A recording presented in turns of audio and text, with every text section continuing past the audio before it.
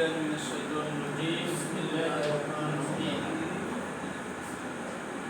সুপ্রিয় দর্শক শ্রোতা আমরা আমাদের আজকের এই ক্লাসে এই পর্যায়ে আমরা নুন সাকিন এবং তানবিনের সাথে পরিচয় হব এবং নুন সাকিন এবং তানবিন পড়ার নিয়ম কিভাবে আমরা নুন সাকিন এবং তানবিনকে পড়তে হবে এই বিষয়ে আজকের ক্লাসের উদ্গত বিষয়। তো আমরা আমাদের ক্লাস শুরু করি। আমি গতকালকে আপনাদের একটু ভিডিও দিয়েছিলাম নুন সাকিন কাকে বলে।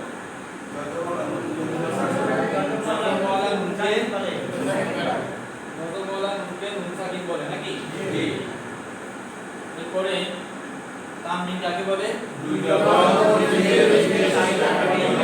সবাই তো জানি মাশাআল্লাহ।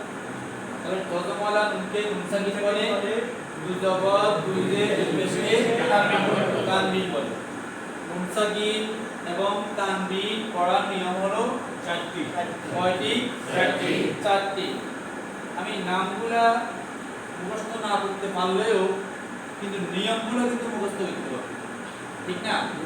নাম মনে আছে নাকি নাই সেটা মূলত বিষয় না, কিন্তু এই যে হরফগুলো আমি ভাগ করছি চারটা ভাগে, হ্যাঁ, এই চারটা ভাগ হরফগুলো যদি আমার মুখস্থ থাকে কোনটার এই কোন হরফগুলোর কাজ কি, কোন হরফগুলোর ক্ষেত্রে নুন সাকিন এবং তানবিনের কাজ কি, এটা যদি আমাদের মনে থাকে তাহলে আমাদের নাম মুখস্থ করার তেমন প্রয়োজন নেই।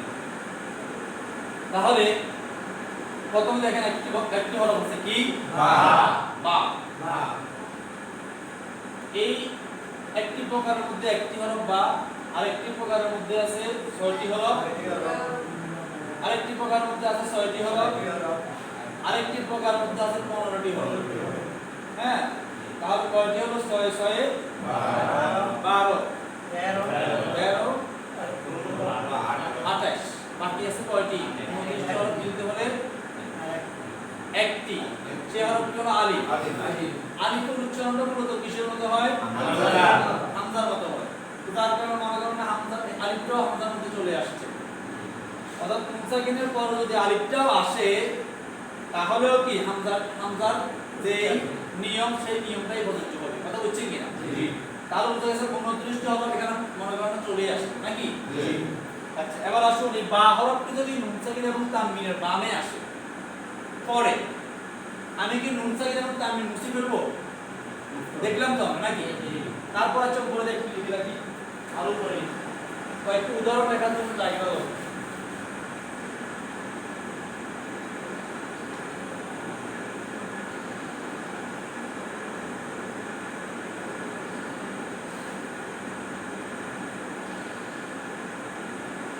হচ্ছে তো নাকি?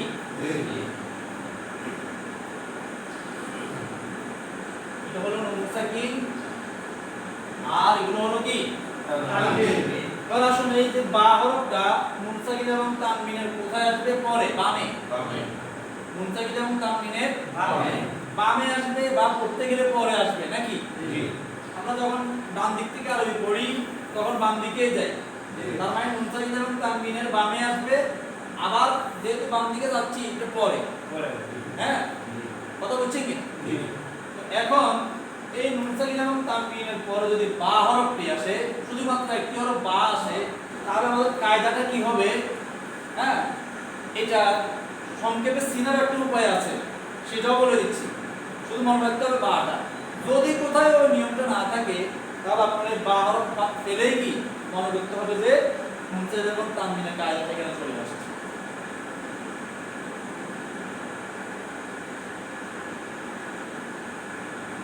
মিন নাকি? এবার আমরা বাদে একটু উদাহরণ দিই।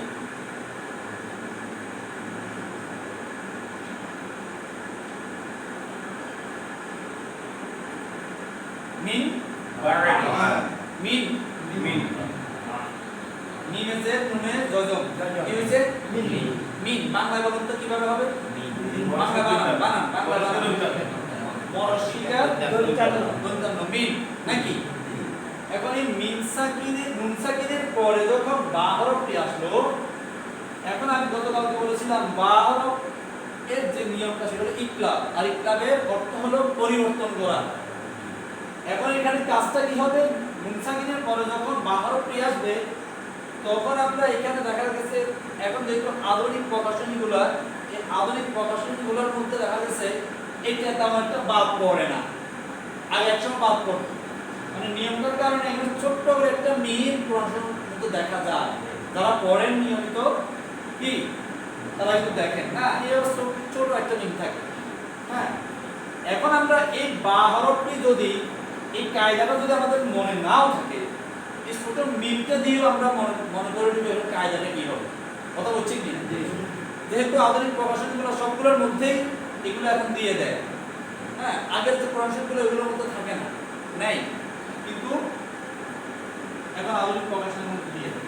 এবার আসুন, এই যে নুন সাকিনের পরে বা আসলো, এখানে কিন্তু মিম আসে নাই, কি আসে নাই, বা আসছে, কিন্তু বা, কিন্তু নুন সাকিনের পরে বা যখন আসবে এর কাজটা হলো ওই নুন সাকিনকে মিম দ্বারা বদল করতে হবে।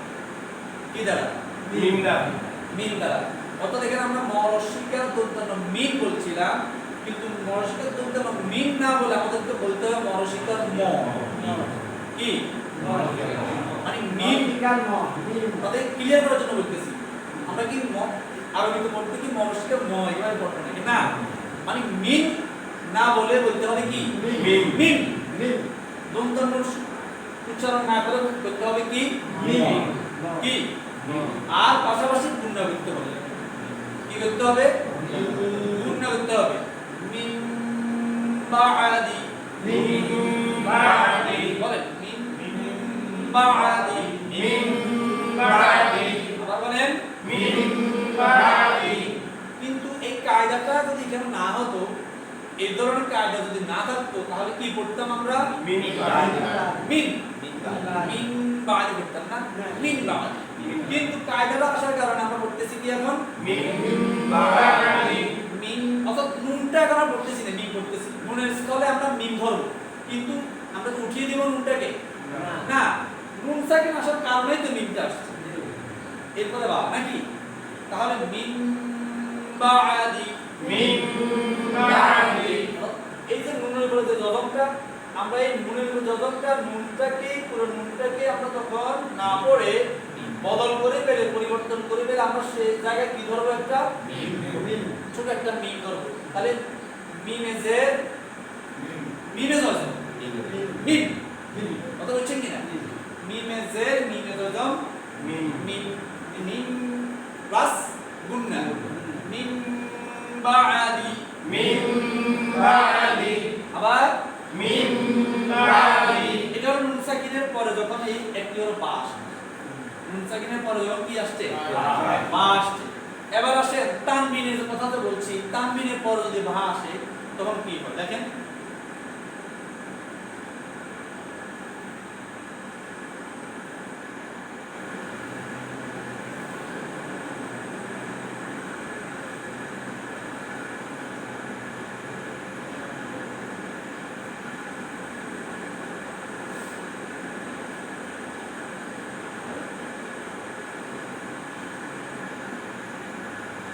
আইনের উপরে কি দিলাম?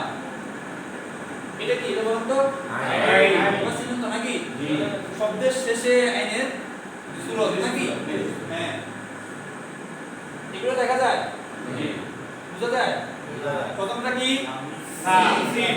প্রথমটা সিন, সবাই বলেন প্রথমটা কি? সিন, এরপরটা মিম, এরপরটা ইয়া, এরপরটা আইন। আইনের উপরে কি? দুইটা কি? তানবিন। তানবিন।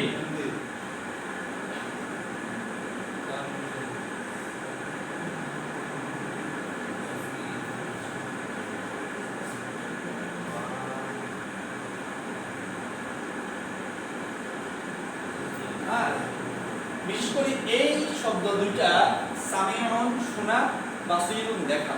হ্যাঁ, আল্লাহ যখন এই কোরআনের মাঝে দেখবেন আপনারা বেশিরভাগই শব্দের শেষে এই শব্দগুলো ব্যবহার করেন, এই আয়াতের শেষে না, সামিউন বাসিরুন। এবার আসুন এই তানবিনের পরে যখন বা আসলো, কি আসলো? বা আসলো, এখন আমরা এখানেও ছোট্ট একটু মিম করব।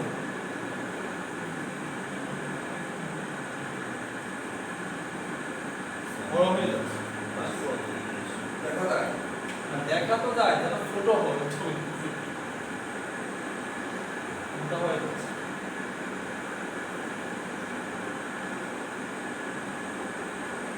হ্যাঁ বললাম এখানে আমি তো নিচে দিচ্ছি, আরো উপরেও থাকি।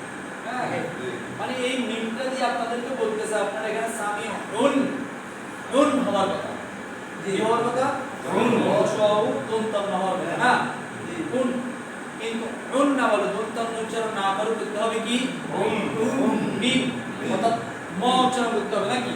তাহলে আমরা বলি তো দেখি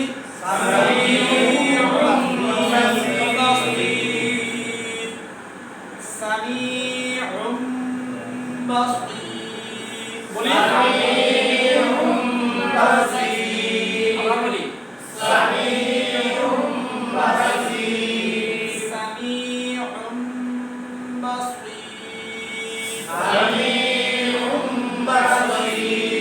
সাধারণত নুন সাকিনের উচ্চারণটা হয় দন্তন্য, জি আবার তানবীরের উচ্চারণটা হয়ও কি দন্তন্য। সামিউন ছিল নাকি, জি এখন দন্তন্যটা পরিবর্তন হয়, এটা ম হয়, আর নুনটা এখানে সামিউন, এই দন্তন্য লাস্টে নুন উচ্চারণ হচ্ছে, এই নুনটা পরিবর্তন হয় উন, তানবীরের উচ্চারণটা বাদ হয়ে সেটা কি হয়ে যাবে মিমের উপর পরিণত হবে।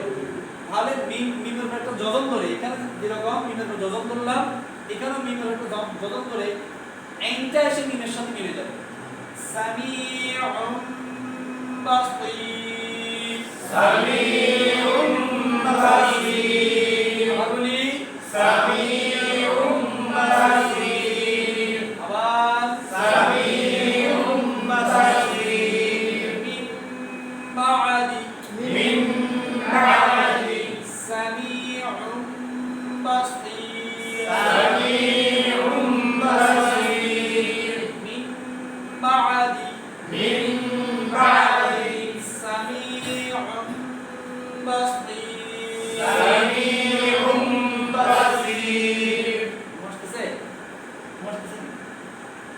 মিন বাদি সামিউম বাসীর, সামিউম বাসীর।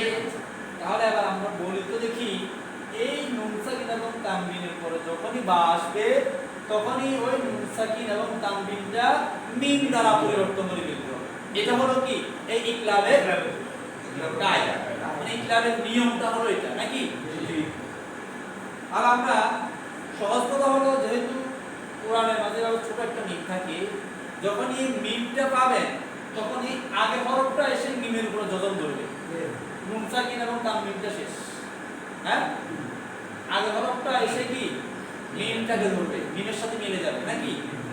এই যে আইনটা উন হওয়ার কথা ছিল, উন না হয় উম উন। হ্যাঁ তানবিনের ক্ষেত্রে হবে এ হরফ মিমের সাথে মিলবে, আর নুন সাকিনের ক্ষেত্রে নুনের আগে হরফটা মিমের সাথে মিলবে। তাহলে মিম মিম এই মিমটা এসে মিমের সাথে মিলতেছে না, আর এখানে উন হওয়ার কথা ছিল, উন না হয় হচ্ছে উম, এই হরফটাই মিমের সাথে মিমের উপর যজম দিয়ে মিমের সাথে মিলে যাচ্ছে। তাহলে আমরা এই বা হরফটা আমরা মনে রাখতে পারি বা না পারি, নুন সাকিনের কায়দা তানবিনের কায়দা মনে রাখতে পারি বা না পারি, কিন্তু আমরা যখনই এই মিমটা শুনে মিলতে পারবো তখনই এই মিমটাকে আগে হরফের সাথে আমরা কি করব, কারণ এতগুলা নিয়ম হয়তো বা মনে থাকবে না, কিন্তু এই মিমটা তো আমরা চোখের সামনে তখন দেখবো নাকি। চোখের সামনে যখন এই মিমটাকে দেখবো তখন এই মিমটাকে আগে নুন সাকিনের ক্ষেত্রে হবে আগে হরফের সাথে মিলে যাবে, আর তানবিনের ক্ষেত্রে মিমের আগে হরফ যেটা তানবিন যুক্ত যে হরফটা ওই হরফটার সাথে মিলে যাবে। এটা হলো কি বায়ের ক্ষেত্রে। আচ্ছা এবার আসুন,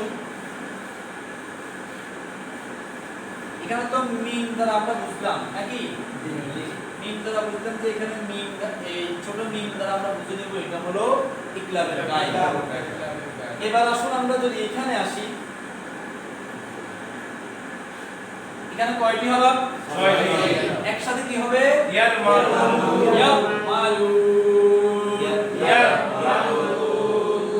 এটা বলছিলাম ইকলাব। ইকলাব এর অর্থ কি ছিল? পরিবর্তন করা, বদল করা নাকি চেঞ্জ করা। আর ইয়ারমালুন এটা হলো ইদগাম। কি? ইদগাম। আর ইদগামের অর্থ হলো মিলানো। কি? ইদগাম আবার দুভাগে বিভক্ত। এই ইদগামটা আবার দুভাগে বিভক্ত। এর ক্ষেত্রে রা এবং লামটা আলাদা, আর চারটি ইয়া মিম ওয়াও নুন এটা আলাদা। এই দুটার নিয়ম হলো এই দুটার ক্ষেত্রে গুণ হবে না, আর ইয়া মিম ওয়াও নুনের ক্ষেত্রে গুণ হবে। কথা বুঝছেন কিনা? কিন্তু মিলানোটা কিন্তু অ্যাকুরেট। এই ছয়টির ক্ষেত্রেই মিলবে। হ্যাঁ, এই ছয়টির কথা কি আমরা খেয়াল করতেছি? জি। এই ছয়টির ক্ষেত্রেই কিন্তু মিলবে। র এবং লামের ক্ষেত্রে কি হবে না? গুণ হবে না। আর চারটি হরফের ক্ষেত্রে গুণ হবে। হ্যাঁ, আর র এবং লামকে বলা হয় ইদগামে বেলা গুণা, এবং ইয়া মিম ওয়াও নুন এই হলো ইদগামে বা গুণা হরফ। তাহলে র লাম ইদগামে বেলা গুণা হরফ, আর ইয়া মিম ওয়াও নুন হলো ইদগামে বা গুণা। হ্যাঁ, এবার আসুন আমরা এই হরফগুলো দিয়ে কয়েকটি উদাহরণ দিই। আমাকে কিন্তু এই হরফগুলো কিন্তু মনে রাখতে হবে।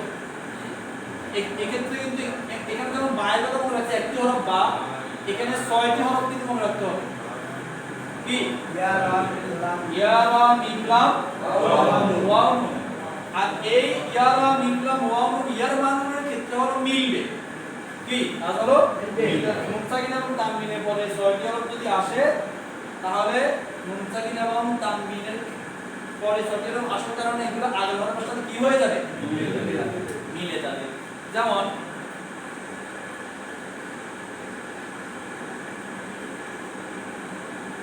কি লিখলাম? মান। হ্যাঁ,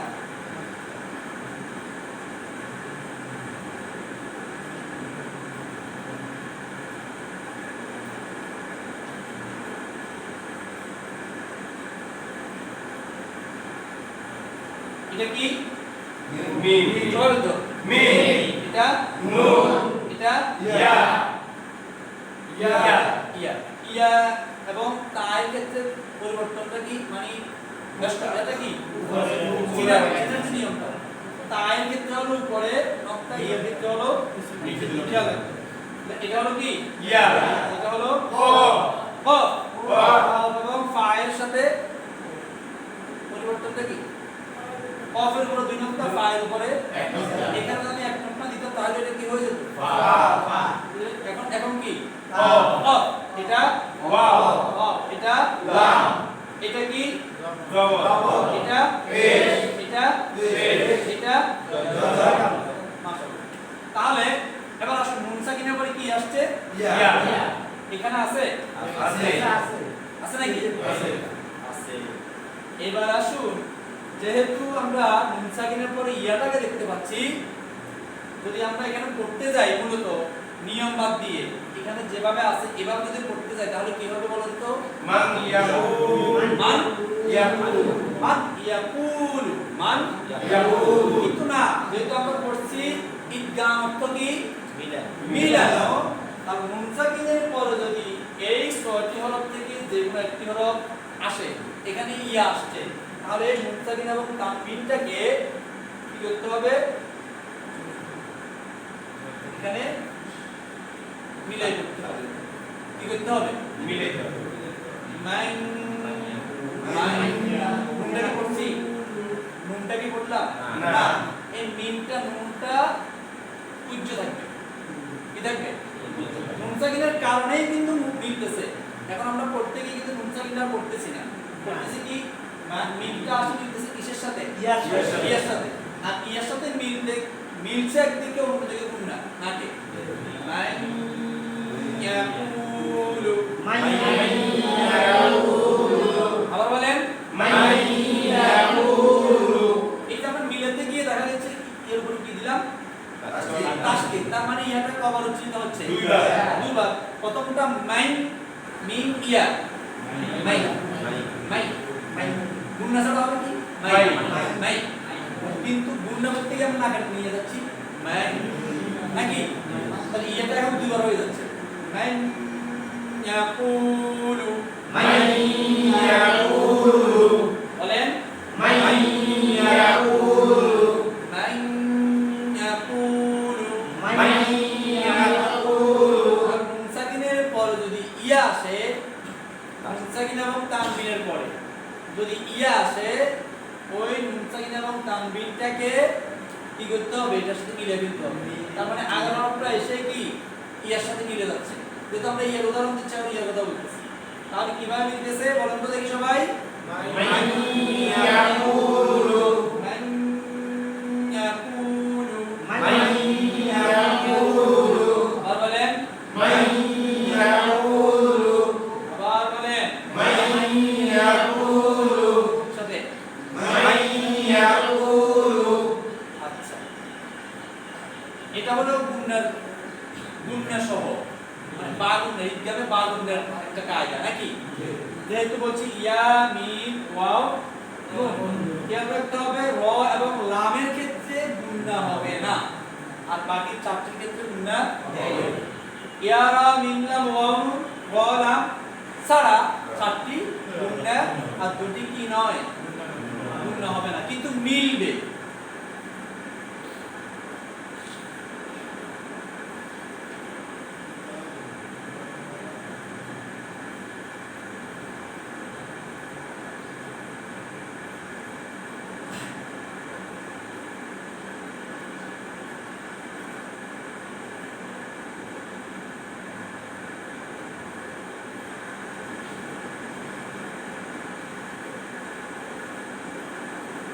এটা কি মিম এটা নুন এটা র এটা জিম এটা লাম আলিফ আলিফ আলিফ বুঝে গেলেন আলিফটা আগের হরফের সাথে কি থাকে আমি বলছিলাম না জিম হা ফা এভাবে হলেই কি নোক্তা দিয়ে চিনবো আমরা নাকি এখন এটার সাথে আলিফের সাথে এসে মিললো আলিফটা আগের হরফের সাথে মিলিত থাকে হ্যাঁ কিন্তু লামটা দোনো দিকে মিলানো থাকে বলছিলাম না ভুলে গেলেন হ্যাঁ হ্যাঁ ভুলে যাওয়ারই কথা ভুলতে হবে ভুল জানা না জানার কারণেই তো শিখার জন্য আসছে হ্যাঁ এগুলো আলোচনা করতে গিয়ে অনেকগুলো পিছনেগুলো কথা আসবে এগুলো আবার খেয়াল রাখতে হবে কিন্তু তাহলে কি হলো জিম জিম এটা আলিফ এটা লাম এবার আসুন এই যে আমরা এখানে যদি পড়তে যাই কি পড়বো বলেন তো মিন মিন রিজালি নাকি কি পড়তেছি বলেন তো আমাদের মিন রিজালি মিন রিজালি এটা না কিন্তু আমরা ওই যে কায়দার কারণে নুন সাকিনের পরে রটা আসার কারণে এখানে প্রথম কথা হলো কি হবে এখানে মিলবে দ্বিতীয় কথা হলো গুণনা হবে না নাকি বেলা গুণনার কায়দা হলো নুন সাকিন এবং তানবিনের পরে যদি তার দুটি হরফ আসে র এবং লাম বেলা গুণনার হরফ কয়টি না বেলা গুণনা ইদগাম বেলা গুণনার হরফ দুইটি বা গুণনার হরফ চারটি ইদগামের হরফ ছয়টি প্রথম কথা হলো ইদগামের হরফ ছয়টি নাকি অর্থাৎ ইদগামটা একটা পরিবার ইদগামটা কি আর এগুলো হলো তাদের মনে সন্তান মা বাবাকে নিয়ে তো কি মা বাবা সন্তানদেরকে নিয়ে তো পরিবার গঠিত হয় তো ইদগাম পুরোটা একটা পরিবার এগুলো হলো সন্তানেরা নাকি ইয়ানি মুআমুন আর রলাম বেলা গুণনা বা গুণনা হ্যাঁ তো নুন সাকিনের পরে আসছে কি এখানে র র আমরা পড়তে হবে মিন আছে মিন রিজালি কিন্তু আমাদের নিয়মের কারণে পড়তে হবে মিম মিন মিমটা এখানে যেমন মিমটা এসে ইয়ার সাথে মিলে গেল এখানে মিমটা এসে রয়ের সাথে মিলবে তখন আমরা এই রটাকে কি করতে হবে তাসদীদ দিয়ে দিলাম এখানে যেমন আমরা সহজ একটা কথা বলি এটা আমি আমার মতো করে বলছি সেটা হলো আমরা যখনই তাসদীদ দেখতেছি কিসের পরে জজমের পরে জজমের পরে যখন তাসদীদ দেখতেছি তখন বোঝা যাবে জজম থেকে তাসদীদের গুরুত্বটা বেশি কথা হচ্ছে কিনা জজম থেকে তাসদীদের গুরুত্বটা কি হয়ে গেল বেশি হয়ে গেল তাহলে জজমের হরফটাকে এখন বাদ মিন্স কি পড়বো না উঠাই দিব এখান থেকে না বাদ দিব তাহলে আমরা কি করব আগের হরকত ওয়ালা হরফটা তাসদীদের সাথে মিলে যাবে এটা একটা নিয়ম হ্যাঁ এটা আমার মত করে বলতেছি এরপর আমরা এখানেও ঠিক একইভাবে যেহেতু আমি যজমের পর আমরা কি দেখতেছি তাসদীদ হ্যাঁ তো তাসদীদ যেহেতু দেখতেছি তাহলে আমরা আগের হরকত ওয়ালা হরফটাকে এনে তাসদীদ ওয়ালা হরফের সাথে মিলাবো কথা বুঝছেন কিনা কোন ওই যে যজম ওয়ালা হরফটা এখন আর পড়া হচ্ছে না এখন এটা আমি কেন বলতেছি ওই যে বলছে আধুনিক প্রকাশনী যে সমস্ত কোরআনগুলো আছে সবগুলোর মধ্যেই তো কি রার উপরে তাসদীদ দিয়ে দেওয়া হয়েছে আমরা এটা দেখলেই তো বুঝবো যে কি না এখন আমরা সাকিনওয়ালা বা যজমওয়ালা হরফটা পড়বো না পড়বো তাসদীদওয়ালা হরফ যেহেতু যজমওয়ালা হরফের চাইতে তাসদীদওয়ালা হরফের গুরুত্বটা বেশি হ্যাঁ এবার যদি আমরা এই তাসদীদটা না থাকতো তাসদীদ যদি না থাকে তাহলেও তো এখানে মিলে দেব হ্যাঁ মানে তাসদীদ না থাকলে এখানে তাসদীদ যদি নাও থাকে তাহলেও কিন্তু নিয়ম ফলো করতে হবে এবং নিয়মটা ফলো করতে গিয়ে দেখা গেল কি আমরা তাসদীদ আছে এরপরও নিয়ম আছে তাসদীদ নাই এরপরও নিয়ম আছে নাকি কিন্তু তাসদীদ যেহেতু এখন সর্বক্ষেত্রেই আছে কায়দা বলেন আমপারা বলেন তারপরে কি কোরআন শরীফ বলেন সবগুলোর মধ্যে কিন্তু তাসদীদ এভাবে দেওয়া থাকে এবং আপনার কায়দাটা মনে না থাকলেও আপনি এতটুকু মনে রাখতে হবে যে যজমের চাইতে তাসদীদ বেশি এবং যজমটাকে না পড়লেও বাদ দিয়ে বললাম আগে বলতাম বলবো হ্যাঁ যেটার মধ্যে লাভ বেশি সেটাই তো ধরো বেশি আগে নাকি তো এটার থেকে এটা গুরুত্ব যেহেতু বেশি গুরুত্বপূর্ণটাকে আগে ধরতে হবে তাহলে কি হলো কথা বুঝছেন কি আমি আমার মতো করে বুঝাই দিতে সহজে বুঝতে পারবেন বিষয়টা কিন্তু মূলত হলো কায়দা হলো এটা ইদগামের কায়দা নুন সাকিন এবং তানবিনের কায়দার মধ্যকার ইদগামের কায়দা কথা বুঝছেন তাহলে আমরা এখান থেকে প্রথম দুইটা হরফের আজকে কি করলাম দুইটা হরফের দুটো উদাহরণ দিয়ে কিভাবে করতে হয় একটা হলো বাগুন্না একটা হলো বেলাগুন্নার ক্ষেত্রে কেমন বাগুন্নার ক্ষেত্রে কেমন বুঝলেন তো বেলাগুন্নার ক্ষেত্রে কোনো গুন্না নাই কিন্তু মিলল বাগুন্নার ক্ষেত্রে মিলল এবং গুন্নাও হলো তাহলে আবার দুটোটা শব্দ বলেন তো দেখি সবাই একসাথে